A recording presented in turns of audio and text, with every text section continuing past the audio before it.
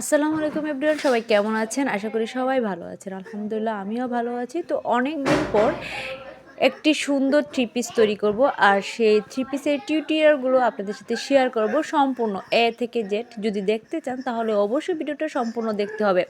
তো আজকে আমি একটি অর্ডার ছিল থ্রি পিসের, এই থ্রি পিসটা আমার দোকানেই ছিল। থ্রি পিসের কালারটা কিন্তু খুবই সুন্দর।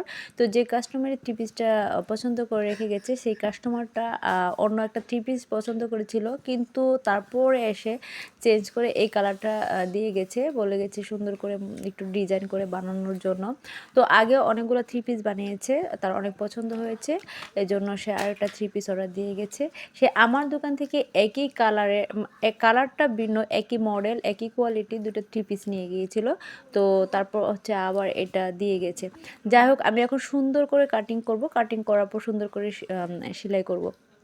তো যে কাপড় আপনি সুন্দর করে কাটিং করতে পারবেন না, সেই কাপড় অবশ্যই আপনি সুন্দর করে সেলাই করতে পারবেন না।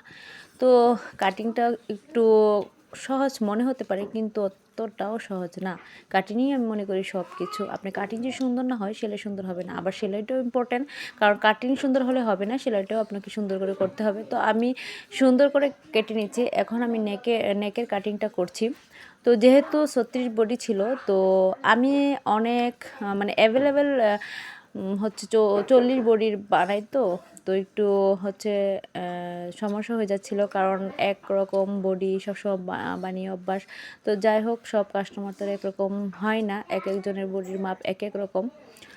তো আমি সুন্দর করে হচ্ছে কাটিং করে নিচ্ছি। তো এখানে আমি হচ্ছে বডি কাটিংটা করে নিব প্রথম।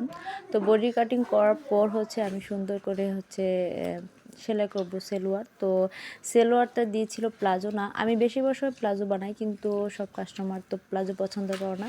তো চুড়ি সেলোয়ার বানাতে হবে, চুড়ি সেলোয়ার অর্ডার দিয়ে গিয়েছিল।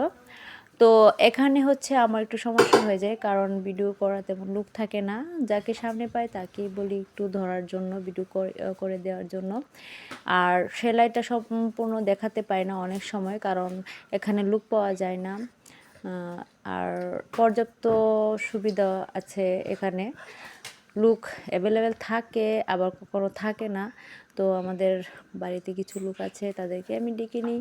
কোনো কোনো সময় আমার বাচ্চাদেরকে ডেকে নিই, তারাই আমার ভিডিও করে দেয়। তো যাই হোক, আমার কাটিং করব এখন।